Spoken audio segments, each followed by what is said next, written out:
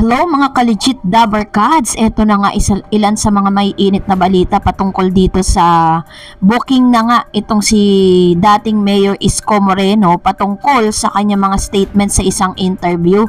Oh my G, but before that, if you haven't subscribed yet to my YouTube channel, please don't forget to like, share, and subscribe at hit mo na rin ang notification bell for more showbiz updates. Bago tayo magsimula, of course sa ating mga updates this afternoon, nais ko po magpasalamat sa inyong lahat for always keep watching and trusting this channel. Talaga namang ramdam na ramdam po natin ang inyong mainit na suporta sa araw-araw po nating updates patungkol po sa ating pong mga minamahal at talaga namang laging sinusuportahang TBJ o ang EAT.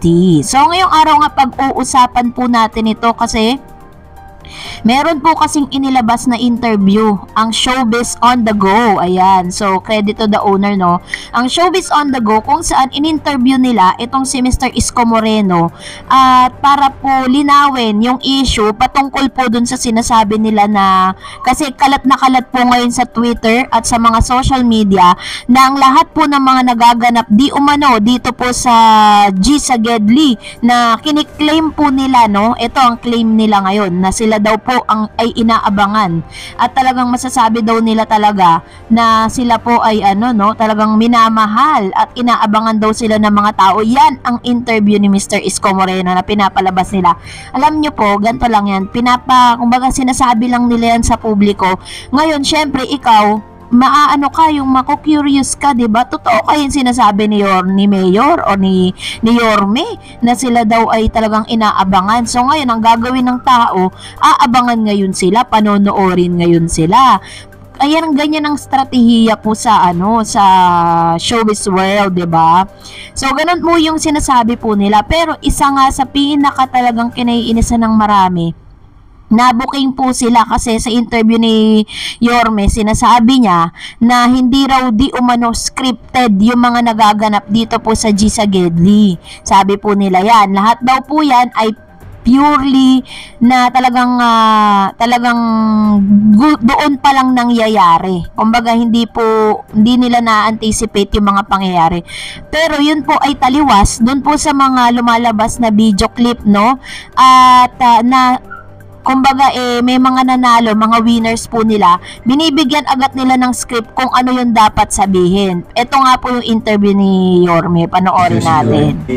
Tapos, ano ko na interaction sa tao sa kalsada, harang-harang, mga security.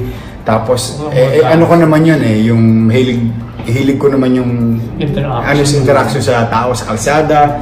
Tapos, tutuwa kami, yung pag titingnan mo siya, pag nag-open yung G sa Gedli, kami-kami lang, no? Tapos habang nangyari yung Gedli, naglalabas yung tao. So, it only proves na nanonood talaga sila ng Itbulaga sa mga bahay-bahay. Ano daw? So, yun po yung ilan sa mga sinasabi ni Yorme na kapag daw pumupunta sila sa isang lugar, pinagkakaguluhan daw di umano sila.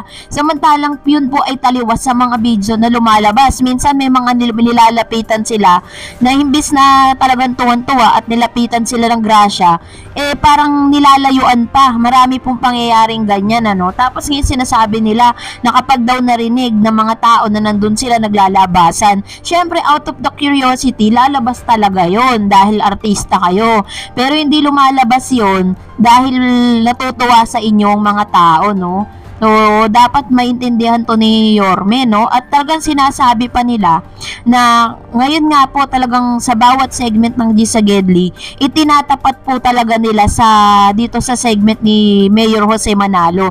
Meron pa pong lumabas dito po sa Showbizlandia, sabi nga ng ilan sa mga showbiz now na, no? Dito sa Showbizlandia, na tila baga mas dinaig pa daw ng totoong or dinaig pa raw ni Mayor Jose Manalo kesa yung totoong naging mayor, no? Kasi talagang si Jose po parang inabsorb na talaga ng tao na siya po ay mayor ng Pangkalawakan, no? So ganun po katindi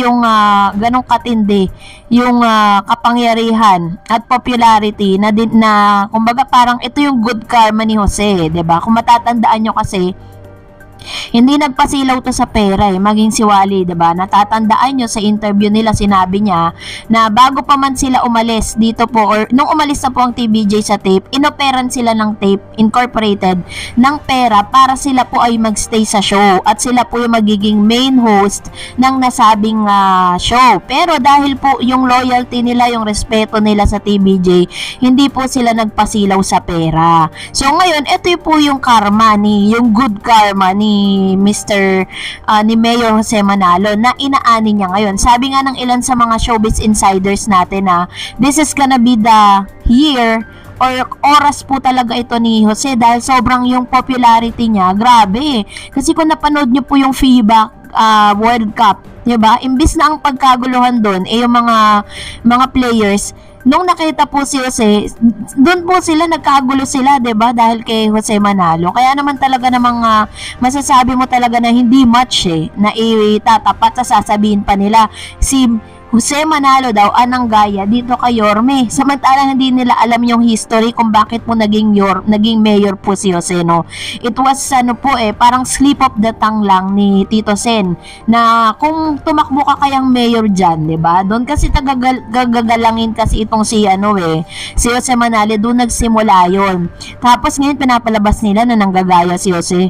Hello, the nerve, no? Parang may meron pa kayong mga ganong klase ng kaisipan na parang si Jose pang nanggagaya sa inyo.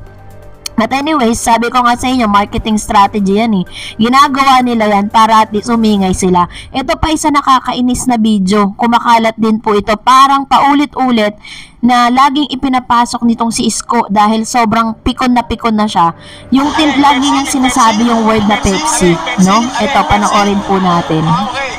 Pepsi.